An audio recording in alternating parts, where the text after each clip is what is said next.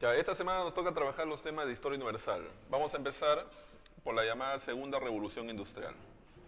La Segunda Revolución Industrial.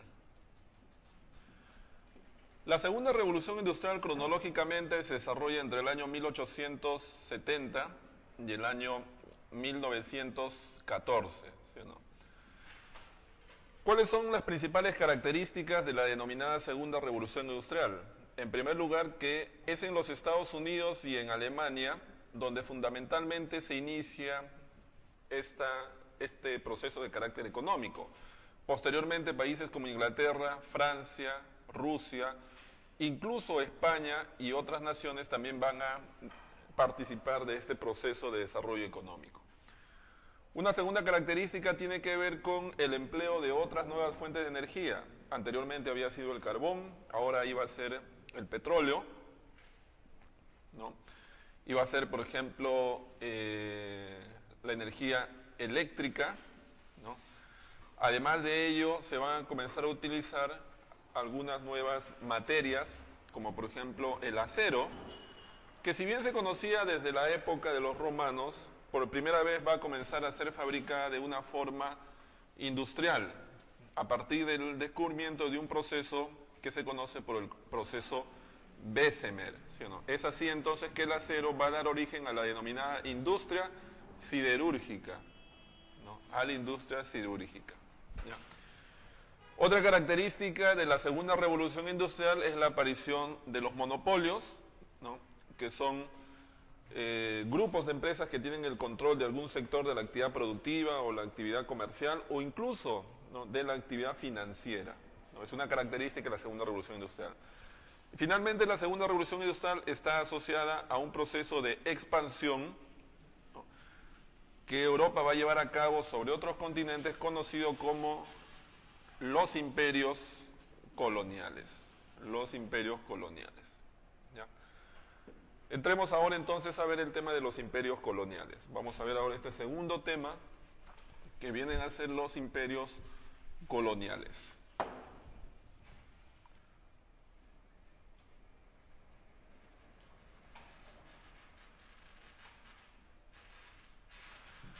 Se denomina imperios coloniales, ¿no?, al proceso mediante el cual el continente europeo va a ocupar una serie de regiones del mundo, ¿no?, fundamentalmente para buscar dos cosas.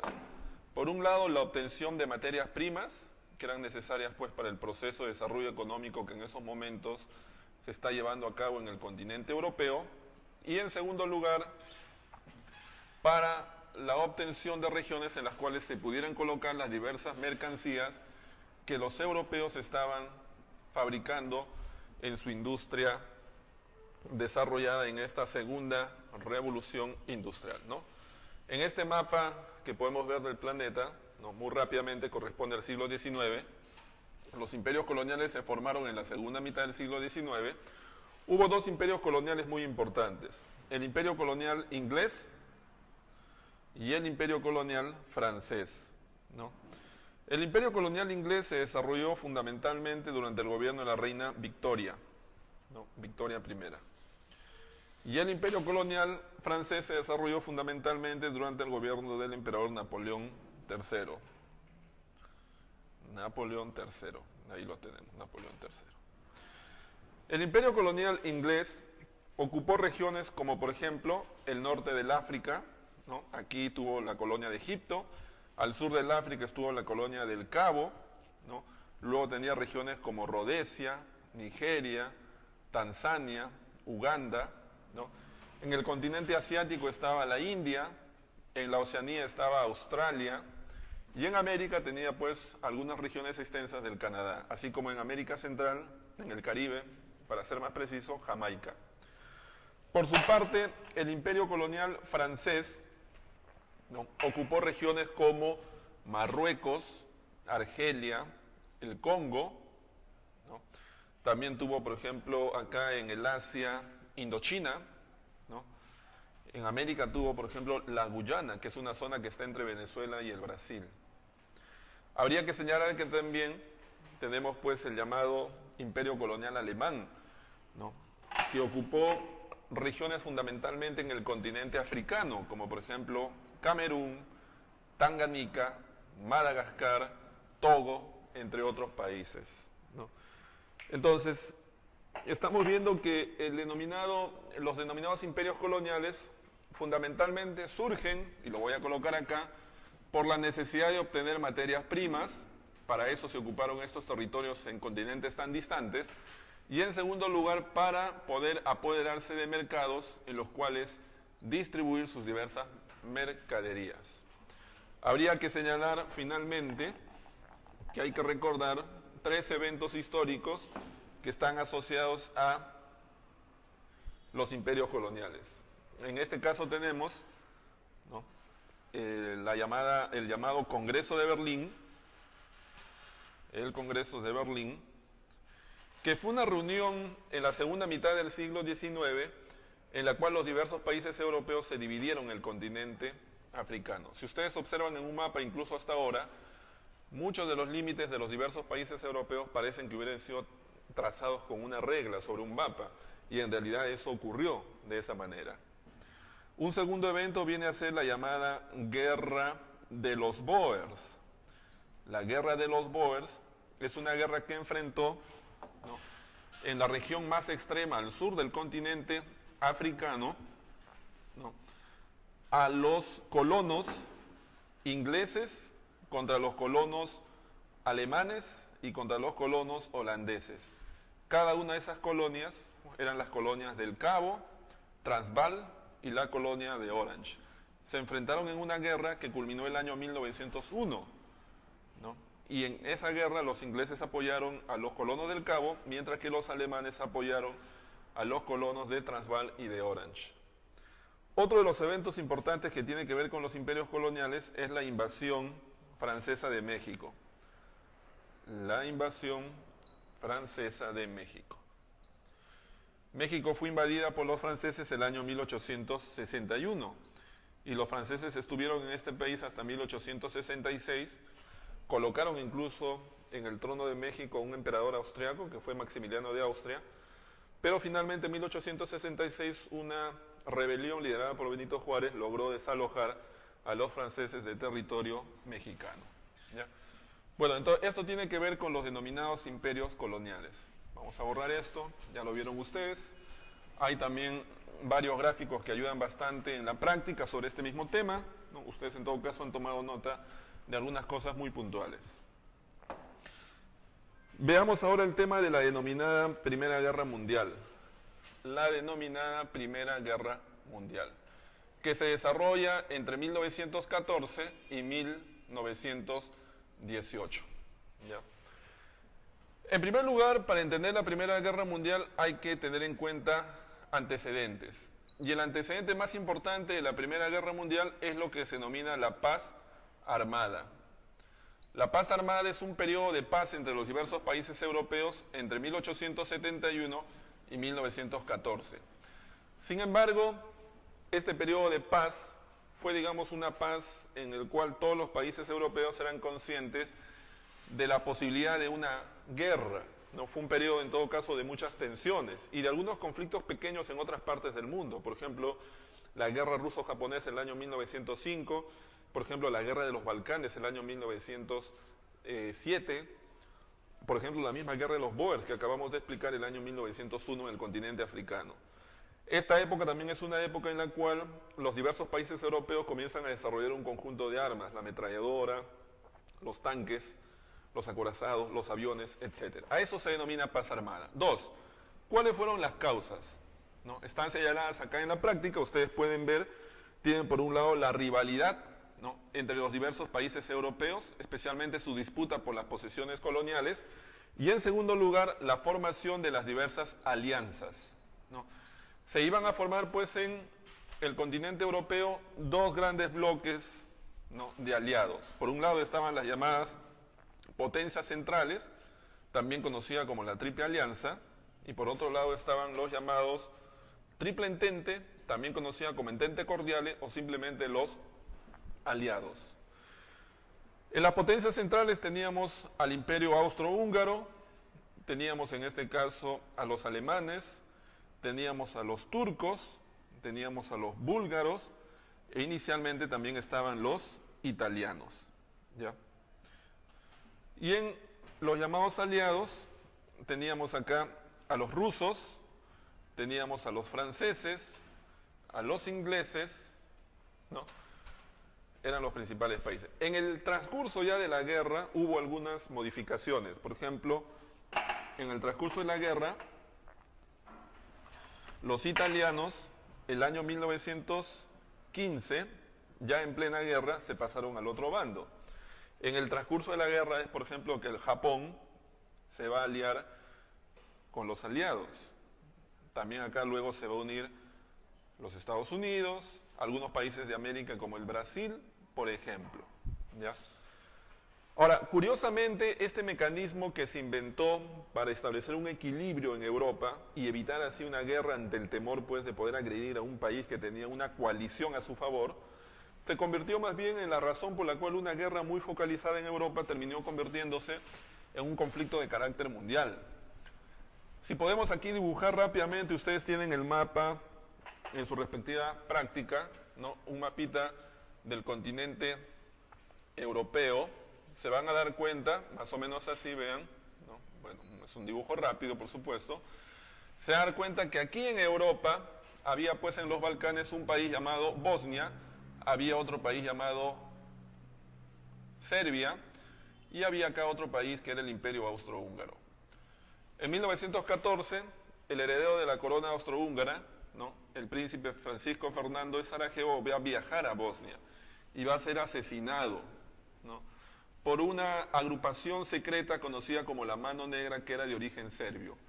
Ese incidente va a originar que el país aliado, ¿no? Porque acá había un aliado que era Bosnia y acá había otro aliado de la Triple Entente que era Serbia, va a iniciar un incidente entre estos dos países. Y debido a las políticas de alianza que existían, se van a declarar sucesivamente la guerra todos estos países, ¿no? Entonces, la paradoja un poco es cómo un mecanismo que había sido pensado más bien para evitar la guerra finalmente se convirtió en una especie de reacción en cadena que originó un conflicto de carácter mundial, ¿ya? Bueno, las etapas de la guerra ustedes las tienen en la práctica, vamos a resumirlas aquí brevemente, ¿no? Tenemos aquí nuevamente el continente europeo, ¿no? Ustedes se fijan así, ¿no? Más o menos Europa, ¿ya? ¿Qué es lo que ocurrió? Una de las primeras acciones que ocurrió fue los alemanes pues intentan invadir Francia, pero finalmente son detenidos, ¿no? En la primera batalla de Marne por el general Joffre, ¿no? Inmediatamente se establece un frente paralelo entre las tropas francesas, a las cuales ya se habían unido los ingleses y los alemanes. Paralelamente, los rusos intentan invadir Alemania, pero son detenidos en una región conocida como los lagos Masurianos. A partir de ese momento se inicia una segunda fase de la guerra, conocida como la Guerra de Trincheras. Durante cerca de 2 años, en esta zona que va desde Suiza hasta la parte media de Francia, franceses, alemanes e ingleses se van a entablar pues, en una guerra de trincheras que va a dejar gran cantidad de muertes, ¿ya? Igualmente, los alemanes van a declarar, ¿no?, la guerra a toda nave que quisiera acercarse a Inglaterra, y es así que se va a hundir un buque, ¿no?, inglés que llevaba una gran cantidad de pasajeros norteamericanos, que era el Lusitania, lo cual va a hacer que los Estados Unidos se sumen, en este caso, al bando de los aliados. Es en esos momentos, ¿no?, que los alemanes van a romper este equilibrio con los rusos y van a invadir Rusia. Y el año 1918 lo van a obligar a firmar lo que se conoce como el Tratado de Brest-Litov, mediante el cual los rusos se rinden ante los alemanes.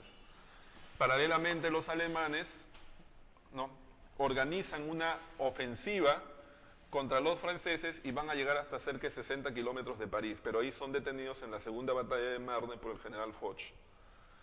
A partir de ese momento, el rumbo de la guerra en el frente occidental, este era el frente occidental y este era el frente oriental, va a cambiar. Los aliados finalmente van a lograr derrotar a los alemanes en 1918 y los van a obligar a firmar el llamado armisticio de Compiègne. Posteriormente, en el año 1919, se firme el llamado Tratado de Versalles. El Tratado de Versalles, que estableció las condiciones de paz entre los alemanes y los aliados, estableció una gran cantidad de medidas, como por ejemplo una reparación de los alemanes a los aliados de 20 millones de marcos, la disminución del ejército alemán a solamente 100.000 hombres, la desaparición de la marina y de las fuerzas aéreas de los alemanes, también, digamos, una nueva demarcación política en Europa. Van a surgir algunas nuevas naciones, ¿no? Por ejemplo, va a surgir Lituania, Estonia, ¿no? Polonia, ¿no? A partir de los diversos países que estaban aquí en los Balcanes, como Serbia, Croacia y Montenegro, se va a formar una nueva nación llamada Yugoslavia, ¿no?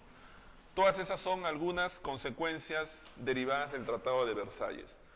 ¿Cuáles fueron las consecuencias de la Primera Guerra Mundial? En primer lugar, tenemos la pérdida de más o menos 15 millones de vidas, la nueva demarcación política del continente europeo. Por otro lado, tenemos la caída de una serie de dinastías que hasta esos momentos habían gobernado Europa, por ejemplo, como los Romanov, que habían gobernado Rusia. Por ejemplo, la dinastía de los Habsburgo, ¿no? Que habían gobernado el Imperio Austrohúngaro, o la dinastía de los Hohenzollern, que habían gobernado el Imperio Alemán. ¿Sí o no? Son algunas de las más importantes consecuencias de esta que es denominada la Primera Gran Guerra, la Primera Guerra Mundial. Pasemos a otro tema que viene a ser la crisis del año 1929.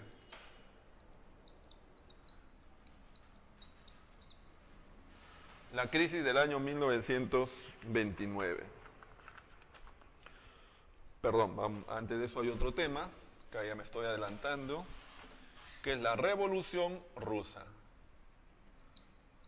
La Revolución Rusa. ¿A qué se denomina la Revolución Rusa? La Revolución Rusa es un evento de carácter político que el año 1917 llevó al poder a los bolcheviques en Rusia, ¿no? Y trajo abajo al gobierno de los zares, el gobierno de los zares, que eran los monarcas que habían gobernado Rusia durante muchos años. La Revolución Rusa se divide en dos etapas, ¿sí o no? Una etapa conocida como la Revolución de Febrero y otra etapa conocida como la Revolución de Octubre, ¿no? Revolución Industrial. La segunda revolución industrial cronológicamente se desarrolla entre el año 1870 y el año 1914, ¿sí o no? ¿Cuáles son las principales características de la denominada segunda revolución industrial? En primer lugar, que es en los Estados Unidos y cada vez va a comenzar a ser fabricada de una forma industrial, a partir del descubrimiento de un proceso que se conoce por el proceso Bessemer, ¿sí o no? Es así entonces que el acero va a dar origen a la denominada industria siderúrgica, ¿no? A la industria siderúrgica, ¿ya? Otra característica de la segunda revolución industrial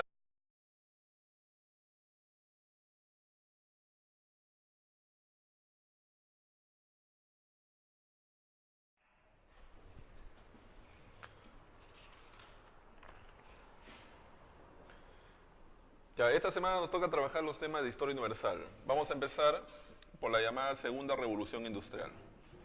La segunda, anteriormente había sido el carbón, ahora iba a ser el petróleo, ¿no? Iba a ser, por ejemplo, la energía eléctrica, ¿no?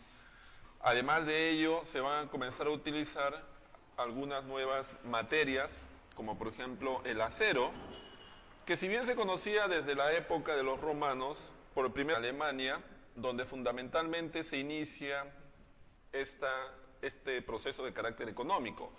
Posteriormente, países como Inglaterra, Francia, Rusia, incluso España y otras naciones también van a participar de este proceso de desarrollo económico.